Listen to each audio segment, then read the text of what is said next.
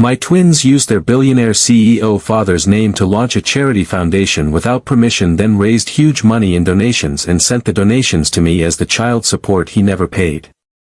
I know what you've been hiding, Mr. Reese. The offshore accounts, the subsidiary income streams, the legal loopholes you use to minimize child support. My clients, your 17-year-old twins, have built an entire charity foundation using your name without your permission. They've raised over $12 million in donations. And they're sending every single penny to their mother as the child support you never paid. Damian Reese, billionaire CEO of Reese Dynamics, sat frozen in the leather chair of his corner office.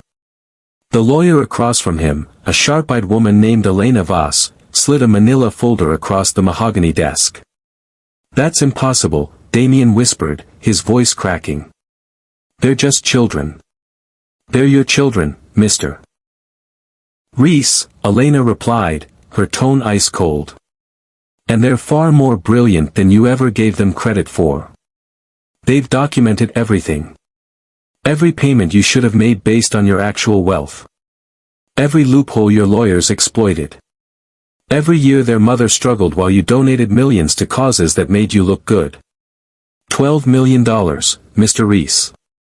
That's how much the public believes you owe in moral debt. Now, shall we discuss how you plan to explain this to your board of directors, or would you prefer to see it trending on social media first? Have you ever watched someone powerful realize they've been outmaneuvered? Have you ever seen justice served not through violence or revenge, but through intelligence, strategy, and love? This is the story of how two 17-year-olds brought their billionaire father to his knees without throwing a single punch. This is the story of Mara Ellison, a woman who sacrificed everything for her children. And this is the story of what happens when the people you underestimate turn out to be the ones who change everything. If you believe that children deserve to fight for the parents who raised them, if you believe that wealth without responsibility is just poverty in an expensive suit, then stay with me. Because what you're about to hear will shake you, inspire you, and remind you that sometimes the smallest voices create the loudest echoes. And please, if this story moves you, kindly subscribe to Mr. Steven Stories. Every subscription helps this channel grow and reach more people who need these powerful narratives. Your support means everything. Let me take you back to where it all began. 17 years ago, Mara Ellison believed in love. She believed in promises whispered in the dark, in dreams shared over coffee at 3 in the morning, in the future she and Damian Reese planned together. He was on the verge of something monumental back then. His tech startup was poised to explode into the empire it eventually became. And Mara, young and hopeful, stood beside him, supporting his vision while building her own career as a nurse. When she discovered she was pregnant with twins, Mara's hands shook as she held the test. But her heart soared. She imagined telling Damian, imagined his face lighting up, imagined them navigating parenthood together. The reality was different. Damian sat across from her at their favorite restaurant, the one where he'd once promised her the world. His eyes were distant, calculating. "Mara, I can't do this," he said quietly. "The company is at a critical stage. Investors are watching. I need to focus." Mara felt the floor drop beneath her. "What are you saying?" "I'm saying I'll take care of my financial obligations. But I can't be a father. Not now. Maybe not ever." He slid papers across the table. A settlement agreement. Child support terms that his lawyers had carefully structured to minimize his responsibility, using every legal loophole available. The amount was insulting, even then. But what broke Mara wasn't the money. It was the look in his eyes. Cold. Final. Already gone. She signed because she had no choice. She was alone, pregnant with twins, watching the man she loved walk away without looking back. Fast forward 17 years. Mara's apartment on the 4th floor of a building that had seen better days was small but filled with love. Peeling paint decorated the walls. The hallway lights flickered at odd hours. Neighbors' voices bled through thin walls. But it was home. Mara worked 60-hour weeks at the hospital, double shifts that left her feet aching and her body exhausted. She skipped meals so Cashin and Leora wouldn't have to. She stretched every dollar until it screamed. And she told herself it was enough. That love could fill the spaces where money couldn't reach. But children notice things parents try to hide.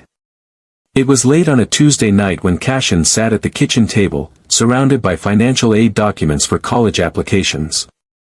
His analytical mind processed numbers the way most people processed conversation. Natural. Instinctive. And something wasn't adding up. Leora, he called softly, not wanting to wake their mother who'd finally collapsed into sleep after a 14-hour shift. Come look at this. His twin sister appeared in the doorway, her sharp eyes immediately scanning the papers spread across the table. What is it? Cashin pointed to a section on Mara's income disclosure. Mom listed her income here for my financial aid application. But look at this. He pulled up another document on his laptop. This is the child support we receive from Damian Reese. It's been the same amount for 17 years. No adjustments for inflation. No increases based on his income growth. Leora leaned closer, her mind racing. So, Cashin continued, his voice tight with controlled anger, I did some research. Damian Reese is worth $4.7 billion. His company went public 12 years ago. He's on the Forbes list. He gives millions to charity every year. But he's been paying Mom $800 a month in child support since we were born. Leora's jaw clenched. That's barely enough to cover groceries for one of us. Exactly. Cashin pulled up more documents, his fingers flying across the keyboard. And it gets worse. I found his tax disclosures. They're public record because Reese Dynamics is publicly traded. He has income streams through offshore subsidiaries. Hidden earnings that weren't factored into the original child support calculation. If you recalculate what he should have been paying based on his actual wealth over the past 17 years, accounting for growth and hidden income, he owes Mom over $12 million. The twins sat in silence, the weight of the discovery settling over them like snow. In the next room, they could hear their mother's soft breathing, the exhausted sleep of someone who'd given everything. We can't just sue him, Leora said finally. He'd bury us in legal fees. His lawyers would drag it out for years. Mom can't afford that kind of fight. I know, Cashin replied. But we can't do nothing either. Did you see her feet tonight? She could barely walk. She's destroying herself to give us everything while he gestured at the screen showing Damian's smiling face on a magazine cover, while he plays philanthropist and collects awards. Leora was quiet for a long moment, her strategic mind working through possibilities. What if we don't sue him? What if we make him come to us?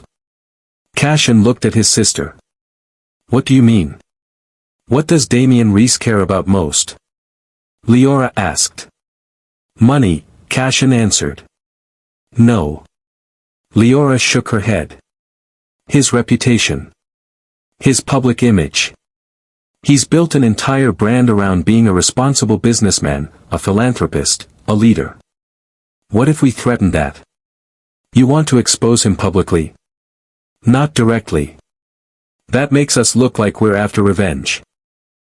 Leora started pacing, the way she always did when ideas were forming. But what if we created something that forced him to either acknowledge what he's done or look like a hypocrite? Something that used his own name and reputation against him. Cashin's eyes widened as he understood.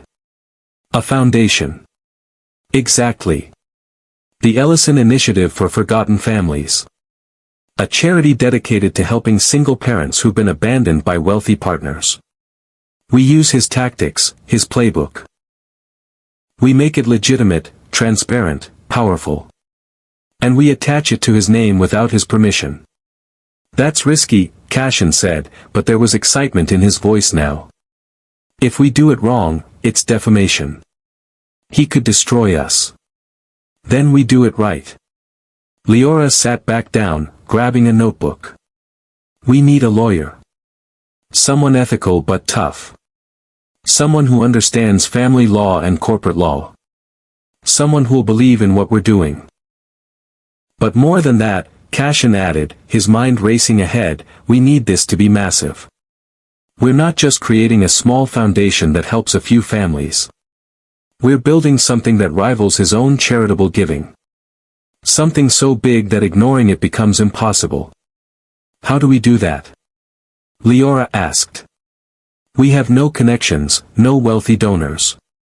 Cashin smiled slowly. We have something better. We have a story that people will care about. And we have the internet. If we do this right, if we build something genuine that actually helps people, the donations will come. But we need to be smart about it. Strategic. We need influencers, we need media coverage, we need corporate partnerships. Leora pulled out her laptop. Then let's start building. Finding that lawyer took 2 weeks of research, cold calls, and one very persuasive presentation. Elena Voss sat in her modest office, listening to two 17-year-olds explain their plan with the precision of seasoned attorneys. When they finished, Elena leaned back in her chair, studying them. You understand that what you're proposing is legally complicated? Damian Reese has resources you can't imagine. He could make your lives very difficult. He already has, Leora said quietly.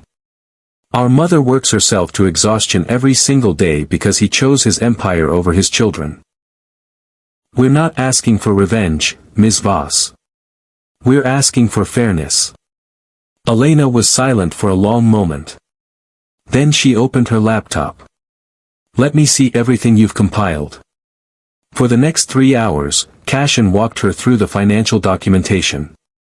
Hidden income streams through subsidiary companies registered in tax havens. Stock options that weren't factored into child support calculations. Real estate holdings purchased through corporate entities. Every loophole Damian's lawyers had exploited to minimize his obligation. This is thorough, Elena admitted, genuine respect in her voice. But you need to understand something. A traditional lawsuit would take years. Even with this evidence, Damian could afford to wait you out. That's why we're not filing a lawsuit, Leora said. Not yet, anyway. We're creating public pressure. Moral accountability. We're building something that makes his silence more expensive than his compliance. Elena smiled slowly. Tell me about this foundation. But what the twins explained next made Elena's eyes widen. This wasn't just a small charity. This was a comprehensive strategy. We're targeting 3 revenue streams, Cashin explained, pulling up a detailed presentation. First, grassroots donations. We launch with a viral campaign that tells our story without naming names. We let people connect the dots themselves. Second, corporate matching programs. We approach companies that compete with Reese Dynamics. We offer them positive PR by supporting families while subtly highlighting the hypocrisy of their competitor. Third, we create a tech platform that allows other families in similar situations to share their stories anonymously and connect with resources. We make it useful, not just symbolic. Leora continued. We're also partnering with law schools. We offer internships and real-world experience to law students who want to help families navigate child support disputes with wealthy non-custodial parents. We create a pipeline of legal talent that believes in this cause. And the goal? Elena asked. $12 million in the first year, Cashin said. The exact amount Damian owes Mom in adjusted child support. We raise it through legitimate charitable giving, and we present it to Mom as the support she should have received all along. Elena sat back, genuinely impressed. That's ambitious. Possibly impossible. But possible, Leora pressed. If we execute perfectly. If we get the right media coverage, the right partnerships, the right momentum. Elena was quiet for a long moment. I'll help you, she said finally. But we do this right. Legally bulletproof. Ethically unassailable. Because the moment you launch, Damian Reese will throw everything he has at shutting you down. We're counting on it, Leora said. His response will be part of the story. The Ellison Initiative for Forgotten Families launched on a Tuesday morning in March. But it didn't launch quietly. Cashin and Leora had spent months building relationships with journalists, influencers, and activists. They'd created compelling content, heart-wrenching testimonials from families helped by their pilot program, and a technology platform that was genuinely innovative. The website was clean, professional, devastating in its simplicity. Leora had written the mission statement herself. Some families raise children alone while the world praises the wrong heroes. Some parents work 3 jobs while the other parent collects awards for philanthropy. Some children grow up knowing their worth was calculated by lawyers who found creative ways to minimize it. The Ellison Initiative exists to support forgotten families. To provide resources, legal assistance, and financial help to single parents abandoned by partners who chose wealth over responsibility. Because wealth without accountability isn't success. It's abandonment in an expensive suit. The landing page featured a video. Leora stood in their small apartment, the peeling paint visible behind her, her voice steady and powerful. My name is Leora Ellison. This is my brother, Cashin. We're 17 years old. Our mother raised us alone while our father built a billion-dollar empire. He pays $800 a month in child support. That's 0.0017% of his annual income. He's legally compliant. Morally bankrupt. This foundation exists because families like ours deserve better. Because children deserve parents who show up, not just parents who write the minimum check required by law. We're not naming names. We don't have to. The people who need to know, already know. And we're asking you to help us support the families who've been forgotten by people who forgot that wealth is meaningless without responsibility. The video went viral within 24 hours. 5 million views in the first week. 10 million by the end of the second week. But the twins didn't stop there. They'd secured partnerships with 5 major companies competing in Reese Dynamics' market space. Each company committed to matching donations dollar for dollar, eager for the positive publicity and the subtle dig at their competitor. They'd partnered with 3 law schools, creating a legal clinic specifically focused on child support reform and enforcement against high-net-worth individuals. They'd created a mobile app that allowed single parents to track expenses, calculate fair support based on actual income rather than disclosed income, and connect with legal resources. And they'd enlisted celebrity advocates. A famous actress who'd grown up with an absent wealthy father. A musician whose mother had raised him alone while his father lived in mansions. A tech entrepreneur who'd built his fortune specifically to support his single mother. The foundation's social media accounts exploded. Stories poured in from around the world. Single mothers working 3 jobs. Fathers raising children alone while wealthy ex-partners traveled the globe. Grandparents stepping in when both parents abandoned responsibility. Donations flooded in. $100,000 in the first week. $500,000 by the end of the first month. The corporate matching programs kicked in, doubling every contribution. By month 3, they'd raised $2 million. The hashtag Forgotten Families trended for 2 weeks straight. Major news networks picked up the story. Think pieces appeared in major publications about wealth inequality, family responsibility, and the legal loopholes that allowed billionaires to minimize child support. And then the media started connecting the dots. Is the Ellison Initiative about Damian Reese? The headline appeared on a major tech news site, accompanied by side-by-side photos. Damian at a charity gala. The twins in their small apartment. The contrast was devastating. Speculation swirled. Damien's name was never mentioned in any of the foundation's materials, but the implication was clear. The timeline matched. The details aligned. Tech journalists started digging into Reese Dynamics' corporate structure, finding the exact subsidiary loopholes Cashin had documented. By month 6, the foundation had raised $8 million. In his corner office at Reese Dynamics, Damien Reese watched his carefully constructed world begin to crack. His PR team scrambled. His legal team prepared emergency responses. Board members started asking uncomfortable questions. Major investors expressed concern. "This is a disaster," his chief legal counsel said, pacing the office. "Your personal reputation is affecting stock prices. We're losing partnerships. Clients are asking questions." "Then shut it down," Damien snapped. "Sue them for defamation. Harassment. Something." "We can't," the lawyer replied. "They've never named you. Every statement they've made is factually accurate or clearly opinion. If we file suit, we confirm the connection. We make it worse. So what do I do?" The lawyer hesitated. "You could try reaching out privately. Offer a settlement. Make this go away quietly. And admit guilt.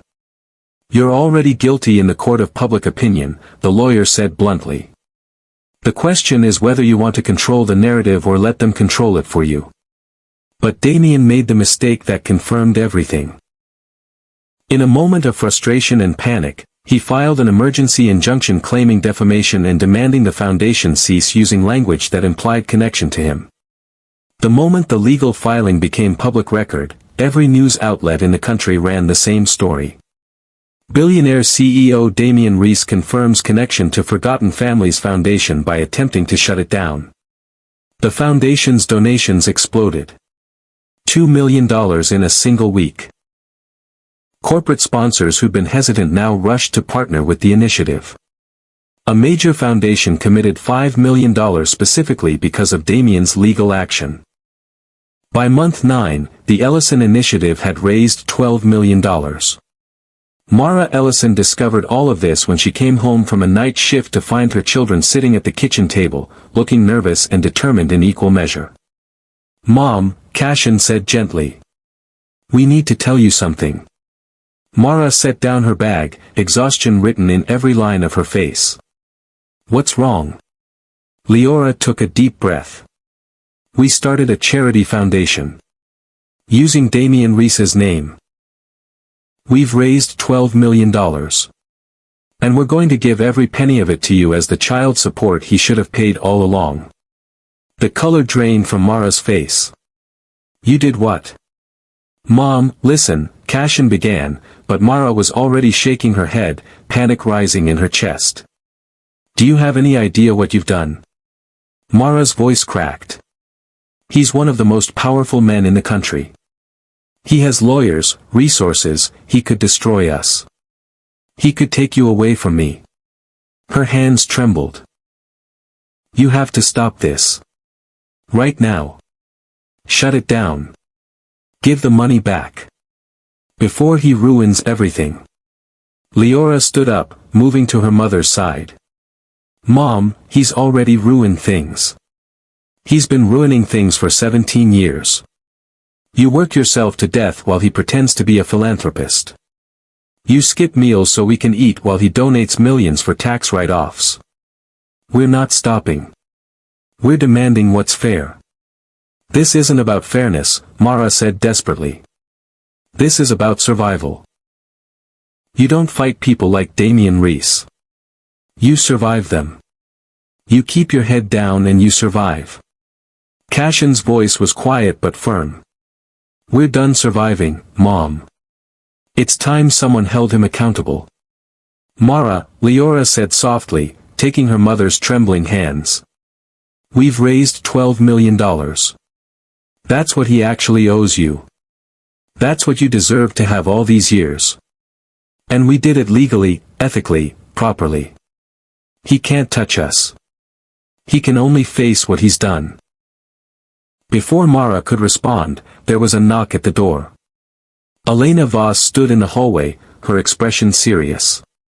"Mrs. Ellison, we need to talk. Damien Reese has requested mediation. He wants to meet tomorrow." The mediation took place in a neutral conference room downtown. Damien arrived with 3 lawyers, all in suits that cost more than Mara's monthly rent.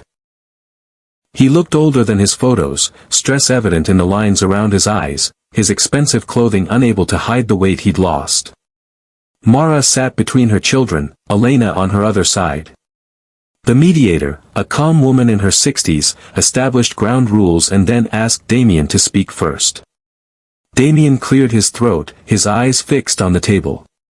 "I want this foundation shut down immediately. It's damaging my reputation, interfering with business relationships, and it's built on false pretenses." "False pretenses?" Leora's voice cut through the room like a blade. "Everything in our mission statement is true. Or are you claiming you didn't minimize child support through legal loopholes?" One of Damien's lawyers jumped in. "Mr. Reese has met every legal obligation regarding child support. The agreement was signed by both parties." "Legal doesn't mean moral," Cashin said, his quiet voice somehow carrying more weight than shouting would have.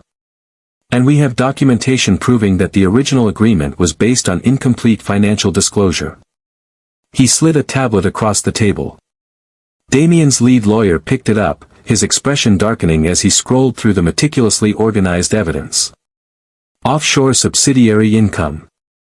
Stock options vested through corporate entities. Real estate holdings that should have been disclosed. Bonuses paid through international divisions. Investment returns hidden in shell companies. "Where did you get this?" the lawyer demanded. "Public records," Cashin replied calmly. "Tax filings. Corporate disclosures. SEC reports. Shareholder statements. It's all legal information. I just knew where to look and how to compile it. And I verified it with 3 independent forensic accountants who donated their time to our foundation." The mediator intervened. "Mr. Reese, is this documentation accurate?" Damien's jaw clenched. "My lawyers handled the original agreement. I trusted their guidance." "Your lawyers helped you cheat," Leora said flatly. "Let's call it what it is. They found every loophole, every offshore account, every corporate structure that would minimize your obligation. And you let them because it was convenient. Because $800 a month was easier than actually supporting your children." "Watch your tone," one of Damien's lawyers warned. "Or what?" Leora leaned forward. "You'll sue us. Go ahead. The publicity would be amazing for our foundation. We've raised $12 million in 9 months. 12 million, Mr. Reese. That's how much the world thinks you owe. That's how much strangers donated because they believe in fairness more than you do. Please, give us more headlines about a billionaire trying to silence his own children for asking for fair child support." Damien finally looked up, his eyes meeting Leora's for the first time. "You have my eyes," he said quietly. The room fell silent. "I have mom's strength," Leora shot back. "And that's worth a lot more than genetics. I have her resilience. Her integrity. Her ability to love even when it costs everything. What do I have from you? A talent for numbers? That's the only inheritance you gave me, and I'm using it to expose exactly what you are." Damien flinched as if he'd been slapped. One of his lawyers put a hand on his arm, but Damien shook it off. The mediator spoke again. "I'd like to suggest a 15-minute recess. Perhaps the family could speak privately." The lawyers filed out reluctantly, leaving Damien alone with Mara and the twins. The silence was suffocating. Damien sat across from the family he'd abandoned, seeing them clearly for the first time in 17 years. Finally, Mara spoke, her voice shaking but steady. "Why now, Damien? After 17 years, why do you suddenly care?" I don't, he admitted, and the honesty was somehow worse than a lie. I care about my company. My reputation. Everything I've built. Everything you built on the backs of people you discarded, Cashin said quietly. Do you know what Mom's life has been like? Do you know she works 60-hour weeks? That she's had the same coat for 8 years because she couldn't afford a new one? That she walks to work in the rain to save bus fare? Stop, Damien said, his voice breaking. No, Leora interjected. You don't get to stop us. You stopped being our father 17 years ago. You stopped caring about Mom the moment she became inconvenient. You don't get to claim discomfort now. Damien turned to Cashin. You don't understand the pressure I was under. The investors, the board, the constant scrutiny. I couldn't afford distractions. We weren't distractions, Cashin replied, his voice breaking slightly. We were your children. Human beings who needed you. Who deserved you. For the first time, something cracked in Damien's composure. His hands shook as he gripped the edge of the table. I was terrified, he whispered. Terrified of failing. Terrified of being trapped. Terrified that I wasn't enough. So I chose to fail from a distance where you couldn't see me do it. Where I could pretend I'd made a rational business decision instead of admitting I was a coward. Mara closed her eyes, tears sliding down her cheeks.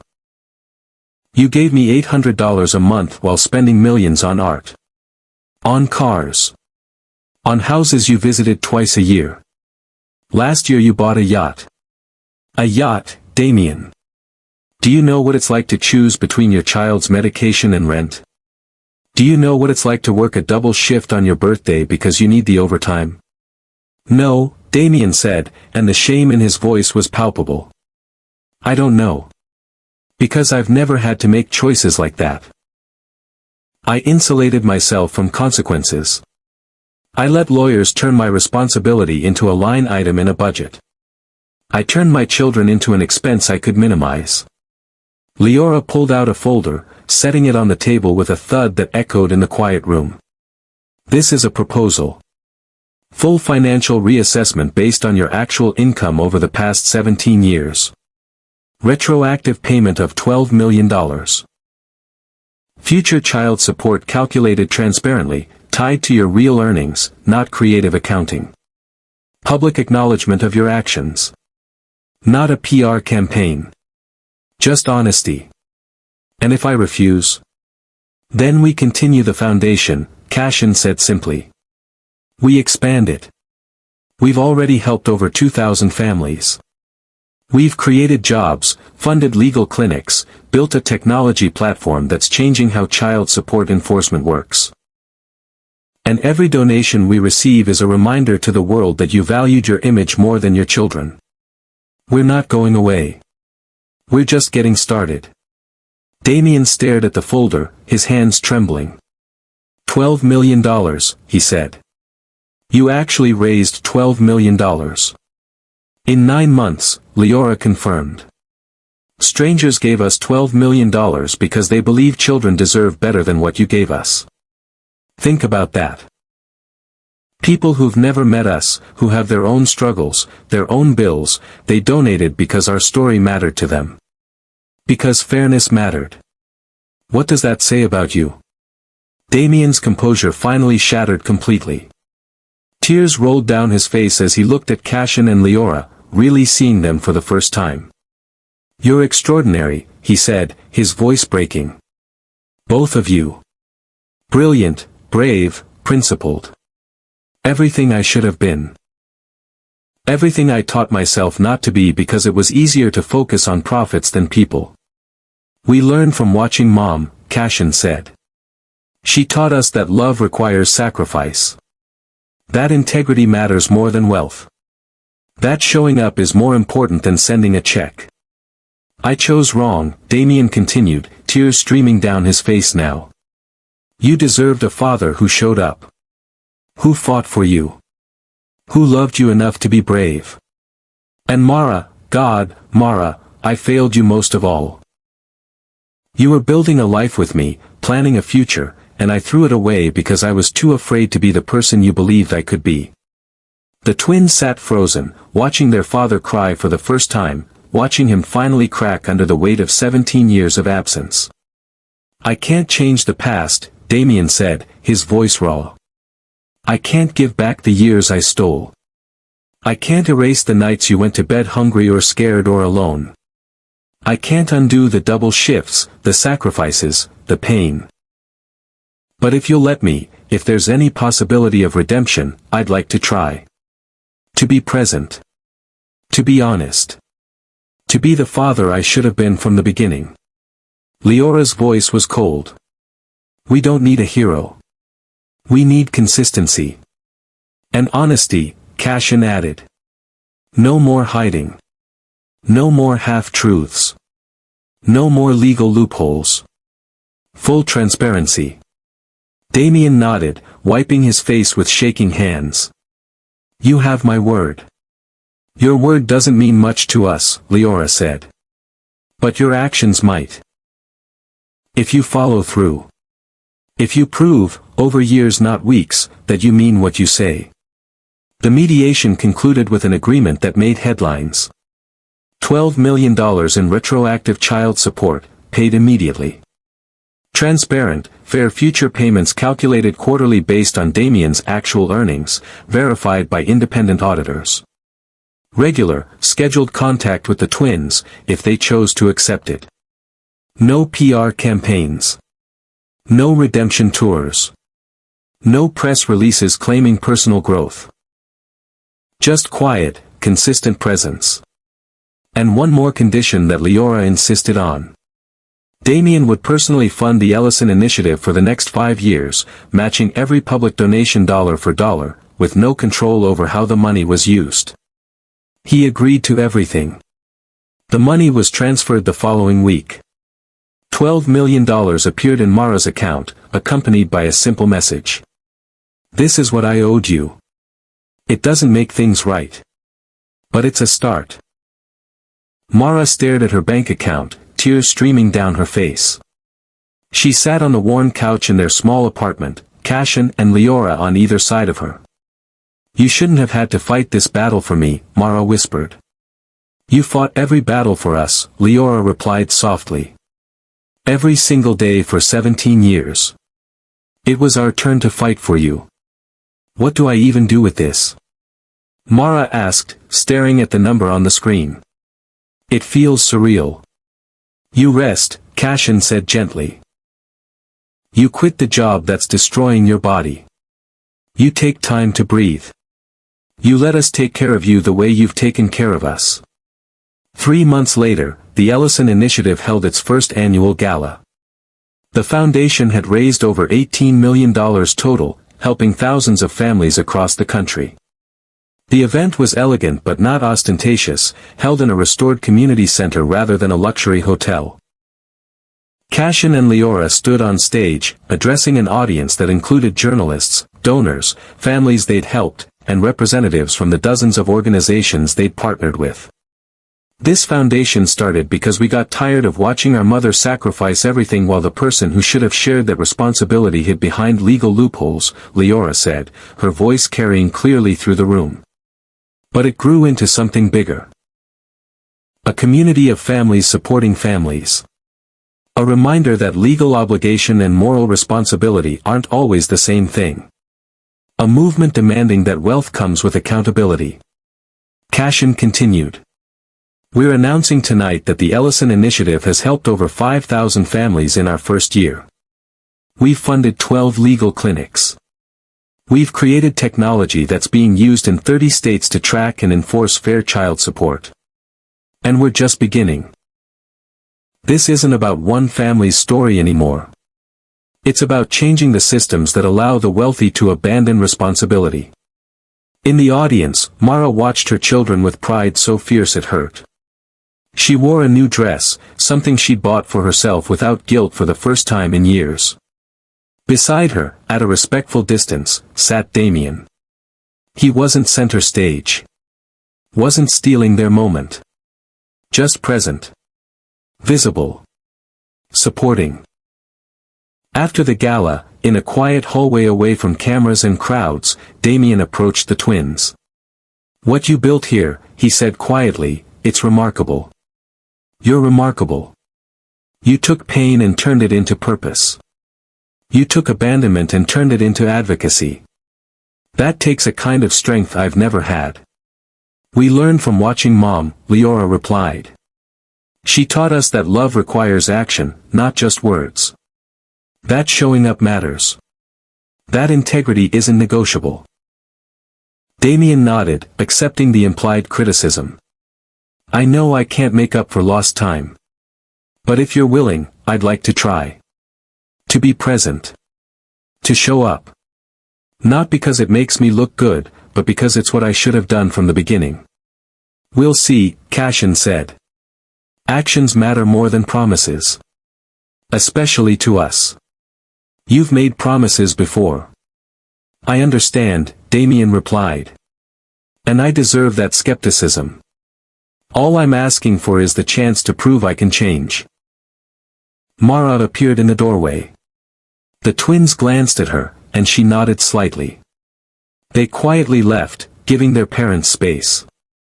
Damien and Mara stood in uncomfortable silence, 17 years of history heavy between them. "They're incredible," Damien said finally. "You raised them to be strong, brilliant, fearless. Everything I wasn't." "They raised themselves in a lot of ways," Mara replied. "I just tried not to break while they grew. I just tried to show them what love looks like when it's backed by action." "I'm sorry," Damien said, and the weight of 17 years sat heavy in those two words. "For all of it. For being a coward. For choosing wrong. For every meal you skipped. For every double shift. For every moment of fear and exhaustion and loneliness. I'm sorry." Mara studied him for a long moment.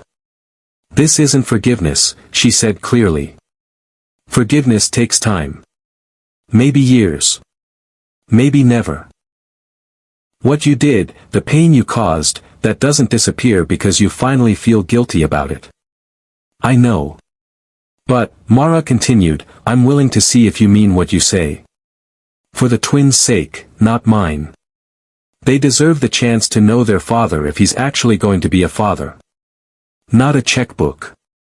Not a PR opportunity. A real parent. That's more than I deserve." "Yes," Mara agreed. "It is." 6 months after the gala, life had settled into a new rhythm. The twins were preparing for college, both accepted to prestigious universities with full scholarships, though they now had resources that meant scholarships weren't necessary. They'd chosen to keep them anyway, letting the money go to other students who needed it. Damien attended Cashin's robotics competition, sitting awkwardly in the bleachers but present, cheering when his son's team won. He showed up to Leora's debate tournament, watching his daughter dismantle opponents with arguments so sharp they left people speechless. He didn't try to take credit. Didn't make it about him. Just showed up, clapped, and told them he was proud. Weekly family dinners happened, stilted and uncomfortable at first but gradually improving. Damien asked questions and actually listened to the answers. He learned about their lives, their dreams, their fears. He didn't try to buy his way into their hearts with expensive gifts. He just showed up, consistently, honestly, the way he should have from the beginning. Mara took a new position as Director of Family Services for the Ellison Initiative, a role fully funded by the foundation. She helped other single parents navigate the system she'd fought alone for 17 years. She turned her pain into purpose, her experience into expertise. One evening, Mara sat at her kitchen table in the new apartment she'd been able to afford, writing in the journal she'd kept for years. The twins were in their room studying. The apartment was quiet, peaceful in a way their old place never was. She wrote, "My children taught me that silence protects no one. That love sometimes means making noise. That the people who owe us the most are often the ones we've stopped expecting anything from. 17 years of absence can't be erased. But maybe, slowly, they can be acknowledged, atoned for, and gradually transformed into something that resembles presence. Justice doesn't always look like revenge. Sometimes it looks like two 17-year-olds who loved their mother enough to fight a battle she'd given up on. Sometimes it looks like $12 million raised by strangers who believe in fairness. Sometimes it looks like accountability. Sometimes it looks like second chances earned through consistent action, not empty words. I don't know what the future holds.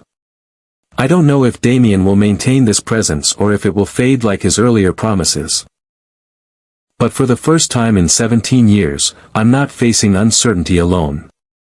Not because someone rescued me, but because my children reminded me that I was never as powerless as I believed. And maybe that's the greatest gift they could have given me. The last line in her journal read, "Sometimes, the greatest inheritance we leave our children isn't money. It's the courage to demand what's rightfully theirs, and the wisdom to know that justice and mercy can coexist, even when they're uncomfortable companions." If this story touched your heart, I have one request. From the bottom of my heart I'm saying please subscribe to this channel, Mr. Steven Stories. Your subscription helps this channel grow and reach more people who need to hear narratives about love, justice, and second chances. Hit that like button, share this with someone who needs to hear it, and drop a comment telling me what lesson resonated most with you. Was it the twins' courage? Mara's strength? Damien's accountability? The power of turning pain into purpose? I'll be reading every single comment. Because your stories matter too. Your struggles, your victories, your fight for what's right. Until next time, remember this. You're never as powerless as you think. Sometimes the people who seem smallest create the loudest echoes. Sometimes justice is just love that refuses to stay quiet. And sometimes, $12 million raised by strangers proves that the world believes in fairness more than one person believes in responsibility.